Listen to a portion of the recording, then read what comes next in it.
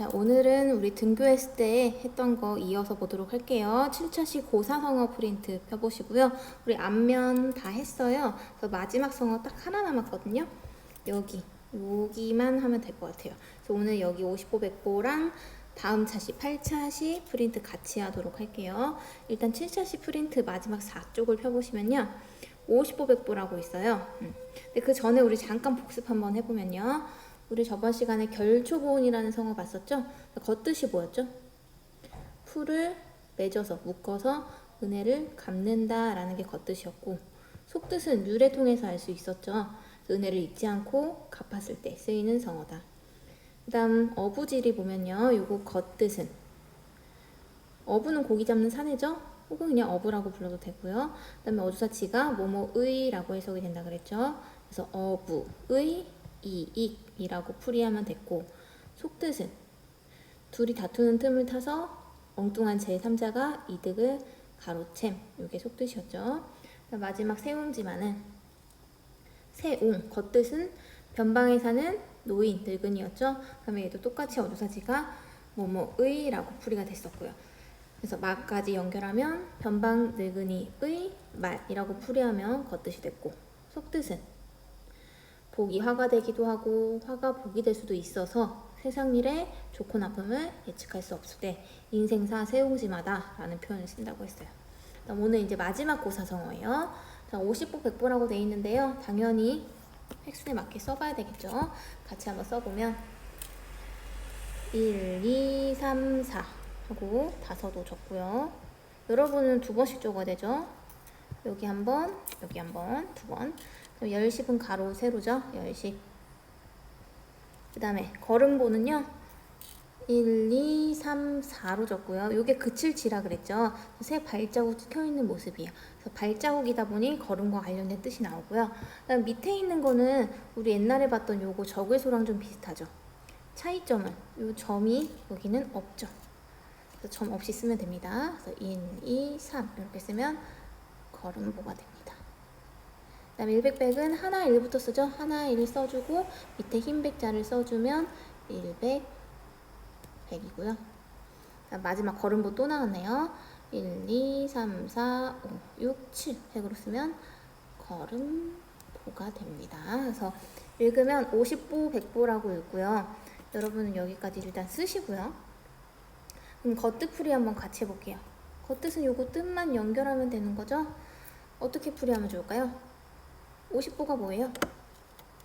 50보는 50걸음이죠. 그래서 50걸음. 그리고 100보는 100걸음이죠. 그렇게 쓰면 돼요. 100걸음. 요게 겉뜻이에요. 근데 요것만 보면 또 이해할 수가 없어요. 그래서 유래를 읽어봐야 되는데 그 전에 단어의 짜임 다시 한번 복습해보면요. 단어의 짜임은 병렬, 주술, 수식, 술목, 술보가 있는데 지금 이 50보 100보 같은 경우는 5글자라서 우리 2글자 단어만 봤는데 이거 어떻게 분석해요? 묶으면 되죠. 이거 여기 어디서 띄어 읽으면 될까요? 여기서 띄어 읽으면 되죠. 그럼 요거 3글자를 한 글자, 이 2글자를 한 글자로 보면 하나, 둘, 2개의 단어가 되죠. 그럼 50보와 100보는 이 5가지 단어의 짜임 중에서 뭐에 해당할까요? 단순히 그냥 걸음수가 나열되어 있죠. 대등한 개념이 그냥 나란히 놓여 있어요. 그런 관계를 무슨 관계라고 한다? 병렬관계라고 하죠. 그래서 얘는 병렬관계에 해당하고요. 근데 또 우리 병렬관계는 2가지로 나눠볼 수 있잖아요. 뜻이 반대되면 상대자, 뜻이 비슷하면 유사자라고 했었죠. 근데 얘는 반대되는 개념은 아니에요. 그쵸? 50이랑 100이 반대되는 건 아니죠. 그래서 뭐 굳이 따지자면 뭐 유사자 정도로 볼 수 있을 것 같아요. 그래서 단어의 짜임을 복습했고, 그럼 속뜻을 알려면 우리 유래 읽어봐야 되죠? 유래는 바로 뒷면에 적혀있죠. 여기 6번에 여기 한번 같이 읽어볼게요. 여러분도 한번 큰 소리로 읽어보세요.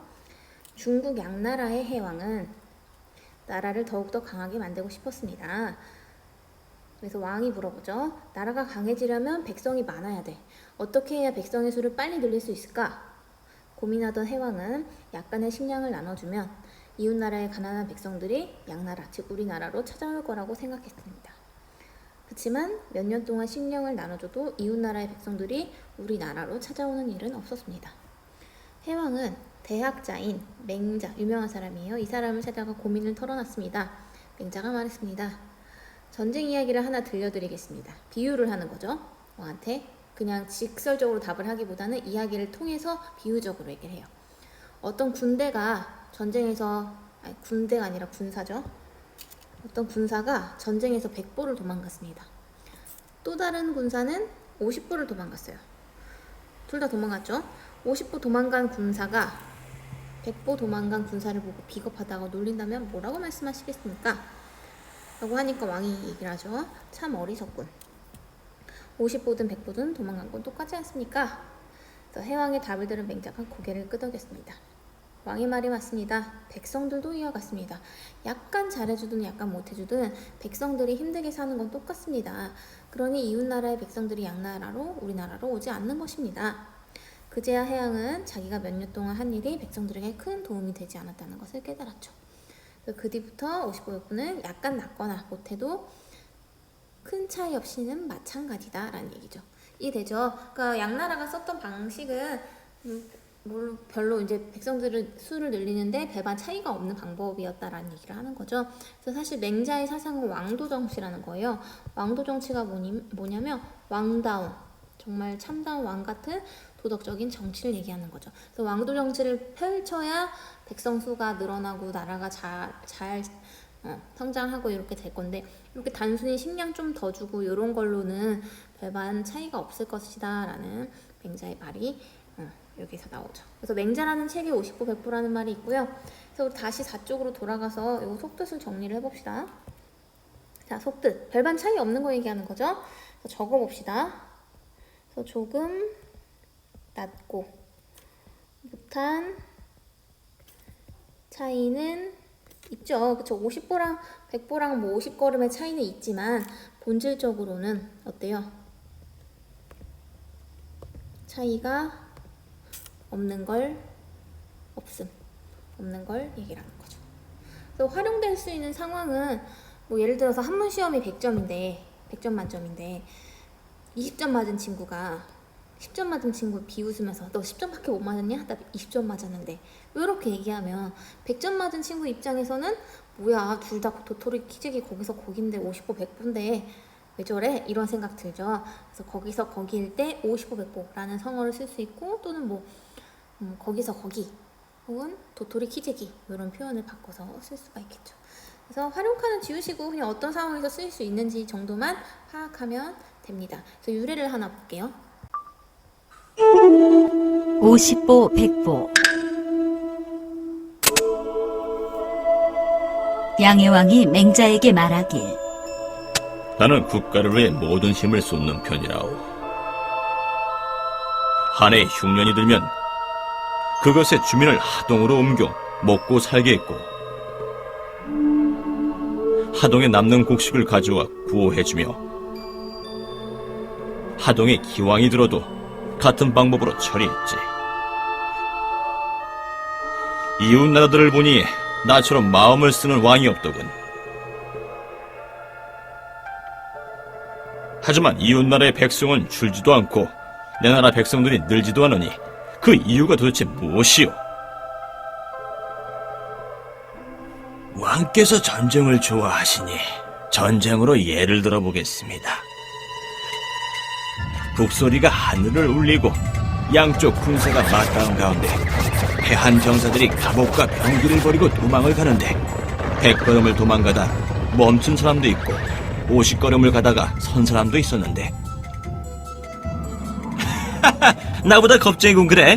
나는 50보만 도망갔는데 자네는 100보나 달아났으니 50보를 달아난 병사가 100보를 달아난 병사들을 겁쟁이라고 비웃으면 그게 옳겠습니까? 물론 안 되지요. 100보에는 못 미쳤으나 어쨌든 도망친 거잖소. 왕께서 이 이치를 하신다면 백성이 이웃나라보다 늘기를 바라지 마십시오. 귀국과 이웃나라도 마찬가지입니다. 자, 다 이해됐죠? 그래서 50보 100보는 거기서 거기 별반 차이가 없을 때 쓸 수 있는 고사성어다. 그래서 지금 우리 고사성어 다 봤어요. 모순부터 55, 100보까지. 7차시 필기된 거 파일을 잘 꽂아 놓고요. 자, 그 다음 이제 8차시로 넘어갈게요. 8차시는 저번 주에 다 줬어요, 미리. 그래서 총 2장으로 돼 있죠. 총 3쪽까지 있거든요. 여기 8차시 11과 도와준 허사. 여기까지 있으니까 좀 꺼내 보시고요. 자, 이번 단어는 이제 문장을 나갈 거예요. 그래서 문장을 나가려다 보니 문법적인 내용이 좀 많이 나오죠. 그래서 여기 지금 허사라는 말이 있는데, 허사라는 거는 그냥 우리말 조사다라고 생각하면 돼요. 실질적인 의미는 없지만 문장에서 도와주는 역할, 연결해주는 역할을 하는 걸 허사라고 하는 거죠. 자, 그래서 새로 나온 한자 한번 같이 보도록 할게요. 오늘 딱 여기 보면 어조사 어라고 되어 있는데 선생님이 개사라는 말로 고쳐놨죠. 그래서 오늘 딱 여기까지만 보고 마무리 짓도록 할게요. 자, 일단 해, 세, 나이, 세부터 봅시다. 한자 3번씩 써봐야 되겠죠? 한자를 3번씩 써보면 일단 위에 있는 거 그칠 지자예요. 우리 저번 시간도 아니구나. 방금 전에 55, 100보 할 때 걸음보자 기억나죠? 걸음보에서 위에 부분 요거 그칠지라 그랬죠? 그거랑 똑같아요. 발자국 모양. 그래서 1, 2, 3, 4로 적으면 되고요. 그 다음에 미너모를 적죠. 5, 6. 그 다음에 여기 아래에 있는 부분도 요거랑 닮았죠? 그거랑 똑같은 획으로 쓰면 돼요. 그래서 1, 2, 3, 4. 그 다음에 꿰뚫어요. 삐침까지. 5, 6, 7. 오른쪽 위에 점은 마지막에 적죠? 그래서 여기 해 혹은 나이라는 의미를 가진 음은 세자예요. 그러니까 여기 지금 나이라는 의미가 들어가 있으니까 이 해가 하늘에 뜬 해가 아니라 그 한 해, 두 해, 즉 연도를 얘기하는 걸 알 수가 있죠. 그래서 얘랑 비슷한 한자가 뭐가 있냐면요. 요 한자랑 비슷하죠. 요거 뭐예요? 요거 해 연자죠. 2021년 할 때 그 연자. 그래서 얘도 해라는 뜻이 있고 나이라는 뜻도 있어요. 그래서 지금 요거 2개 합쳐서 이 해 연자랑 해 세자랑 합쳐서 또 단어가 되죠. 그거를 요 큰 칸에다 적으면 되죠. 합치면 세년이 아니라 연세라는 단어가 되죠. 연세가 뭐예요? 연세는 어르신의 나이를 말할 때 연세라고 하죠. 그러니까 나이 연자에 나이 세자가 쓰였다라고 보면 되고요. 또 이 세자 들어간 단어 뭐 있냐면 시간의 흐름. 아, 이거 참 빠르다. 이렇게 얘기하죠. 그걸 뭐라 그런다? 세월이라고 하죠. 세는 해세자고 월은 달월자죠. 이 시간 얘기하는 거죠. 세월은 이렇게 해세자가 쓰이고요. 그 다음 하나 더. 우리 이제 매년 새해가 되면 설날 이럴 때 어르신께 절을 올리죠. 그런 거 뭐라고 한다? 세배라고 하죠. 세는 해세자고 그럼 배는 무슨 배일까요? 절배자예요. 절배자는 또 어떻게 생겼냐면 이렇게 쓰였어요. 손 숫자 2개죠. 손을 맞잡고 이렇게 가지런히 손을 모아서 절을 하는 거. 그게 바로 절배자예요. 합쳐서 세배가 되는 거죠.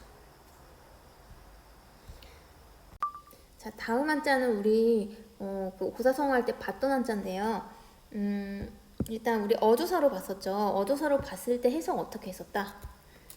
수식관계 만들어줬죠. 뭐뭐하는 뭐뭐의 이렇게 수식관계를 만들어주는 조사인데요. 얘 동사로 쓰이면 동사로 쓰일 때는 가다라는 뜻이 있어요. 그래서 이런 얘기 많이 해요.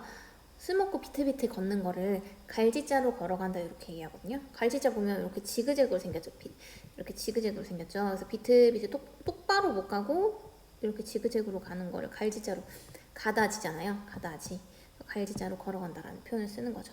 그래서 갈지자로 쓰일 때는 단어는 거의 없어요. 그냥 문장에서 어딘가에 간다라고 쓰일 때 동사로 그냥 가다로 쓰이고요. 어조사 뒤로 쓰이는 단어는 좀 많죠. 단어라기보다는 성어가 좀 많죠. 우리 배웠던 걸로 한번 보면 우리 고사성어 2개에 이 지자 들어가 있었잖아요. 뭐뭐 있었죠? 어부의 이, 그쵸? 어부지리. 그 다음에 또 변방사는 늙은이의 말, 세옹지마. 이렇게 2가지 정도 적으면 될 것 같아요. 이 지가 다 뭐뭐에 뭐뭐하는 어조사로 쓰였다. 이거 지자 쓰는 획은 저번에도 얘기했어요. 총 몇 획이라 그랬죠? 4획이라 그랬죠? 그래서 1, 2, 3, 4 이렇게 적어주면 될 것 같아요. 여러분은 당연히 이렇게 3번씩 다 적는 거예요. 그리고 큰 칸에 있는 건 이건 선생님이 쓰는 거 그대로 쓰시고요. 자, 그 다음 3번째로 넘어갑시다. 3번째 익히다 습, 습관 습이라고 돼 있는데요. 일단 얘는 쓰는 순서가 위에 깃털이에요. 이거 깃털 날개거든요. 그래서 1, 2, 3. 4, 5, 6. 그다음에 흰 백자 7, 8, 9, 10, 11액으로 적어요. 저희가 익힌다. 익혀서 습관이 되는 거죠. 습관. 음은 습. 이렇게 해서 3번씩 적으시고요. 얘는 어떻게 이루어진 한자냐면요. 요 위에 있는 부분이 그 깃털로 이루어진 날개라 그랬죠. 날개예요. 새가 갓 태어났어요. 그러면 뭘 해야 돼요? 날개짓 연습해야 되죠. 그래서 날개짓 연습을 하는데 이거 흰 백자잖아요. 밤에 하면 떨어져도 안 보이고 다쳤는지 알 수가 없죠. 그래서 하얀 대낮, 밝은 대낮에 새가 날개짓을 익힌다, 습관이 된다. 그런 의미의 한자예요. 그래서 이 습자 들어간 단어는 되게 많겠죠, 당연히. 당연히 습관 되고요. 또 뭐가 있을까? 뭐 습성. 그리고 여러분한테 가장 관련되는 말 바로 학습. 이 학습이란 말이 진짜 잘 이루어진 말인데요. 봐봐요. 이 학은 무슨 학? 배우락이죠. 습은 익힐 습. 학과 습이 두 가지가 동시에 다 돼야지만이 그 지식이 내게 되죠. 예를 들어서 배우기만 하면, 즉 선생님의 설명만 듣는다고 해서 그 지식이 여러분께 되지 않잖아요. 바로 자습. 스스로 익히는 거를까지 해야지 마스터가 되는 거죠. 그래서 학과 습이 이루어져야 완벽하게 체득을 할 수 있다. 그래서 학습할 때 습도, 습관습, 익힐 습이고요. 또 뭐가 있을까? 관습이라든지 이런 것들 다 익히다 습자가 되겠죠. 자, 그 다음 넘어갈게요. 자, 이르다 지라고 되어 있죠. 일단 쓰는 순서는 1, 2, 3, 4, 5, 6획으로 적고요. 이르다 지라고 한글로도 적어줘야 되죠. 자, 일단 여기서 이르다라는 뜻이 우리 한글로는 이르다라고 하면 되게 다양한 뜻이 있어요. 첫 번째 뭐가 있을까요?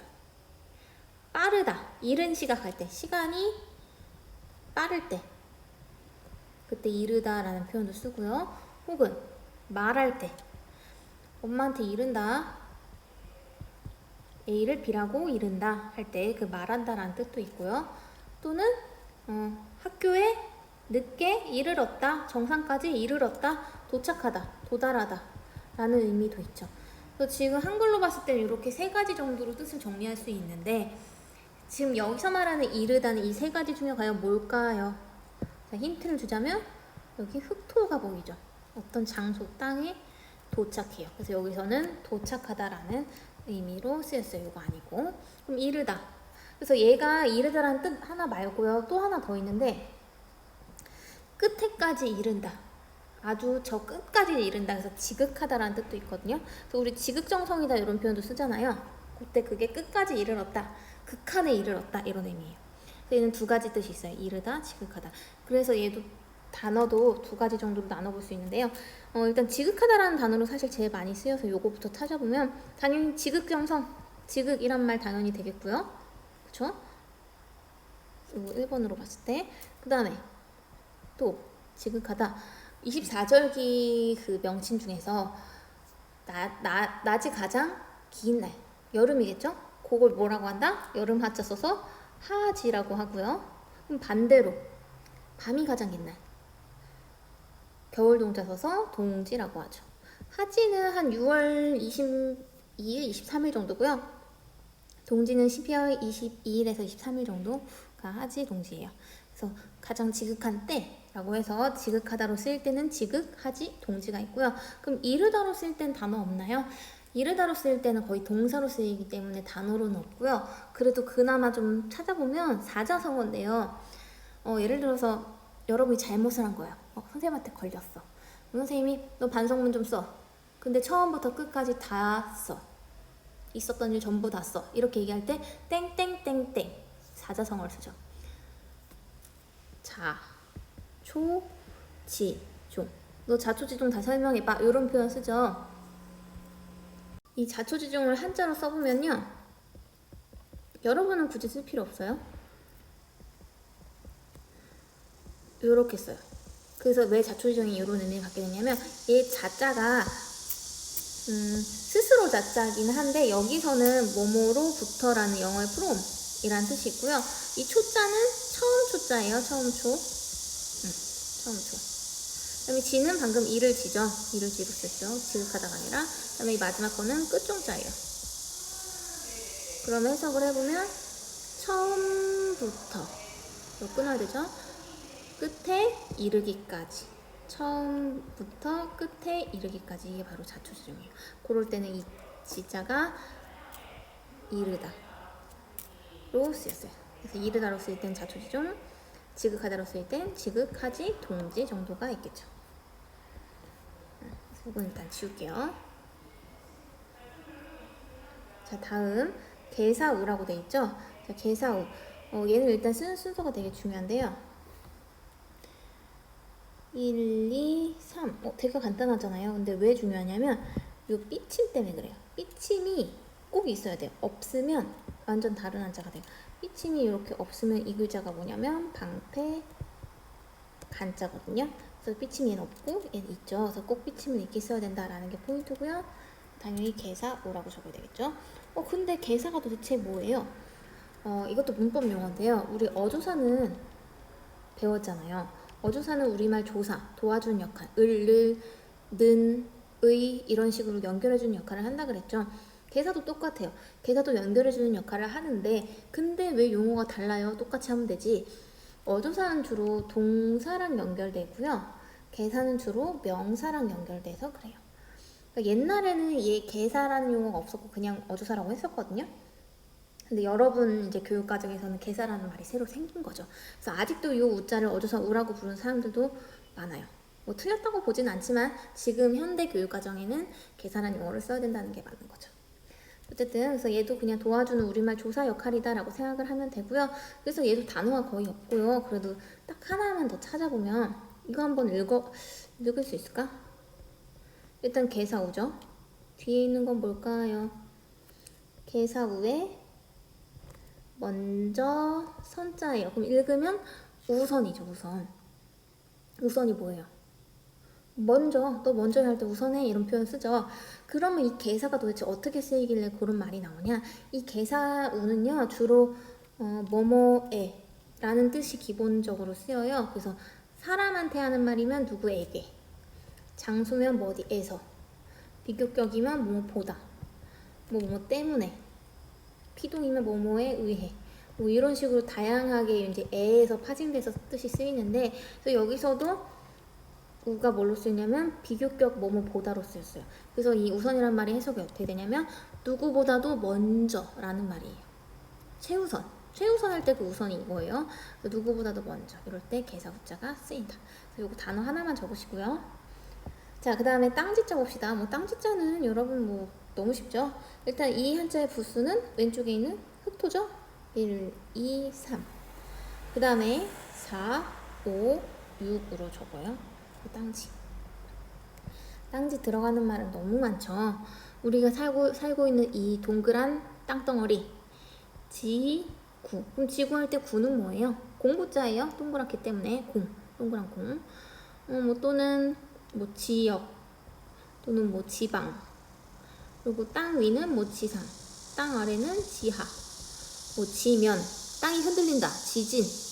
그리고 하늘과 땅, 천지. 이럴 때 땅지자가 다양하게 쓰이겠죠. 그럼 그냥 요거는 상식 삼아서 얘기하면 우리 부수에서 뜻이 나오잖아요. 그래서 흑토에서 땅이란 뜻이 나왔는데 부수가 예를 들어서 삼수변으로 바뀌어요.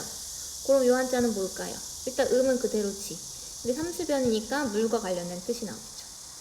고여있는 물 중에 좀 작은 거. 연못 지자예요. 그래서 연못 이름의 끝에 무슨 지, 뭐 안압지, 뭐 연적지 이런 식으로 많이 붙죠. 부수에서 뜻이 나온다라는 거 기억하시고요. 얘는 지울게요. 땅지 3번씩 쓰시고, 자, 그 다음에 봅시다. 이제 몇 개 안 남았어요. 어조사자 봅시다. 이 어조사 자자는요, 일단 쓰는 순서는 1, 2, 3. 그 다음 어딜까요? 대각선으로 꿰뚫어요. 그 다음 어딜까요? 대부분 이 네모를 먼저 쓰려고 하는데 이 밑에 있는 게 지금 점이 이상하게 찍혀 있지만 흰 백자예요. 그래서 흰 백자라서 위에 점 찍고 네모 써주는 거예요. 어조사자. 밑에 흰 백자입니다. 이게 그러니까 한마디로 글씨체가 조금 그래서 점이 오른쪽에 찍힌 것 같은데 원래는 흰 백자다. 자, 그래서 어조사 자자는요. 아마 여러분 한자 좀 외워봤다라는 친구들은 이거 어조사 자로 안 배우고 놈자 혹은 뭐 사람자 많이 배웠을 거예요. 왜 그러냐면 이 어조사 자에 사람이란 뜻이 있어서 그래요. 그래서 얘는 주로 해석이 어떻게 되냐면 뭐뭐하는, 뭐뭐한 사람, 뭐뭐라는 사람 이런 식으로 해석이 되거든요. 그래서 nom자라고 하는 거예요. 그래서 예를 들어서 우리 능력이 있는 사람을 세 글자로 뭐라 그래요? 능력자라고 하죠. 이런 식으로 항상 수식을 받아요. 그러니까 앞에 어떤 말이 있고 이렇게 꾸며을 받아서 뭐뭐한 사람이라고 해석이 되는 거죠. 그래서 얘랑은 다른 거예요. 얘가 뭔데? 얘는 사람인이죠. 사람인이랑은 달라요. 둘 다 사람은 사람인데 사람인은 그냥 명사로 그냥 사람이고요. 얘는 혼자 못 쓰이죠. 어조사잖아요. 어조사는 도와주는 역할을 하잖아요. 그래서 어떠한 사람이라고 수식을 받죠. 예를 들어서 뭐 능력자 말고도 단어 뭐 기사를 쓰는 사람 뭐라 그래요? 기자. 또 아픈 사람, 뭐 환자, 병자라고 하죠. 이런 식으로 뭐뭐 한 사람이라는 의미를 갖는다. 어조사 자, 좀 잘 알아두시고요. 자, 그 다음에 무거울 중, 중요할 중 봅시다. 얘는 쓰는 순서 좀 헷갈릴 수 있어요. 일단 비스듬하게 하나 쓰고요. 둘, 셋, 넷, 다섯, 여섯. 그 다음 어딜까? 일곱이고요. 꿰뚫고요. 마지막에 밑에 닫아주죠. 그래서 무겁다라는 뜻도 있고요. 중요하다 라는 뜻도 있어요. 그러면 중. 또 얘도 뜻이 두 개니까 나눠서 볼게요. 일단 무겁다로 쓰일 때는 뭐 있을까요? 우리 몸무게를 한자로 뭐라 그래요? 몸체자 써서 체중이라고도 하고요. 뭐 그 무거운 정도를 재는 양, 중량이라고도 하죠. 그리고 무거운 장비는 뭐 중장비, 뭐 이런 표현도 쓰죠. 무겁다라는 뜻으로 쓰인 거고요. 그럼 중요하다라는 뜻으로 쓰이는 단어는 당연히 중요도 되겠고요. 그리고 되게 양이 적고 귀하고 중요해요. 이런 거를 귀중이라고도 하고요. 또는 뭐 소중해 이럴 때도 뭐 중자를 쓸 수가 있겠죠. 그래서 얘도 무거울 중, 중요할 중 나눠서 단어 찾아보시고요. 당연히 한자는 3번씩 씁시다. 그 다음 이제 마지막으로 요거 하나만 더 보고 딱 오늘 끝낼게요. 자, 개사 어죠. 우리 개사라는 말 아까 봤어요. 개사, 봤죠? 문장에서 도와주는 역할을 한다. 그래서 어조사랑 개사랑 비슷한 개념인데 개사는 명사랑, 어조사는 동사랑 연결이 된다. 그래서 영어가 다르다. 그래서 얘도 선생님이 오타가 난 거죠. 옛날에는 어조사라고 써서 나도 습관적으로 그냥 어조사라고 썼는데 지금 교육과정은 개사라고 한다고 했어요. 개사. 라고 고쳐주세요. 그래서 개사어라고 해야 맞아요. 일단 쓰는 순서는 1, 2, 3, 4, 5, 6, 7, 8 색으로 적어요. 그래서 개사 그래서 3번씩 적어주시고요. 그래서 개사어는요. 얘는 또 어떻게 풀이해야 되냐면요. 우리 아까 방금 봤던 개사우 있죠. 얘랑 완전 쓰임 똑같아요. 그래서 얘도 개사우랑 완전 쓰임 똑같다. 그래서 얘도 해석이 뭐뭐에, 뭐에서, 에게, 뭐뭐 보다, 뭐 때문에, 뭐뭐에 의해 이런 식으로 풀이가 될 거예요. 그래서 우 쓰는 칸에다가 어 써도 되고요. 어 쓰는 칸에 우 써도 돼요. 그래서 얘도 들어가는 단어 그냥 좀 몇 개만 써보면요. 이거 읽어볼 수 있을걸요? 한자로 쓸 건데 한번 읽어보세요. 이거 어떻게 읽게요? 중간. 중간 알죠? 가운데. 어중간이 뭐예요? 너 참 어중간하다. 점수가 참 그게 뭐니? 중간에 껴있다는 얘기죠. 이쪽도 저쪽도 아닌. 그래서 여기서 어자가 뭐뭐에라고 쓰였어요. 에. 그래서 중간에 라는 말이 어중간이에요. 너 중간에 있다. 이쪽도 저쪽도 아니다. 이럴 때 어자가 쓰이고요. 하나만 더 찾아보면 이건 여러분이 읽진 못할 텐데 일단 개사 어자에 이건 뭐냐면 이 차자고요. 그 다음에 얘는 뭐냐면 저 피자예요. 그래서 this, that 할 때 그 이것 저것이에요. 그럼 얘네 해석이 어떻게 되냐? 얘도 뭐뭐에라고 해석돼요. 이 개사 어자가. 그러면 이거에나 저거에나 어차피 라는 말 들어봤죠? 이거나 저거나 어차피.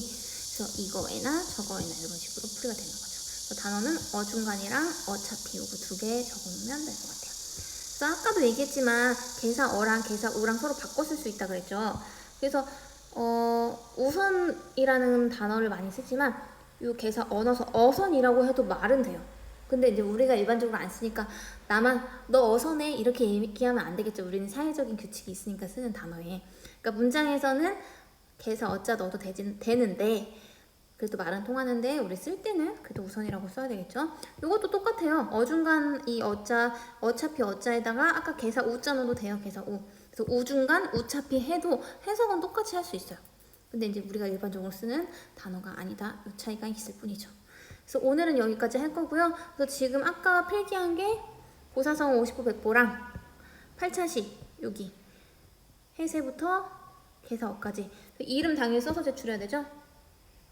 이름 뭐 여기다 해서 이름 학번 이름 써서 사진 여기 찍으시고 아까 여기다가도 이름 써야 되죠. 학번 이름 써서 여기 사진 찍어서 지금 단톡방에다가 제출해 주세요. 제출 안 하면 안 돼요. 다른 친구 거 베껴서 써도 안 됩니다. 지금 바로 제출해 주기 바래요.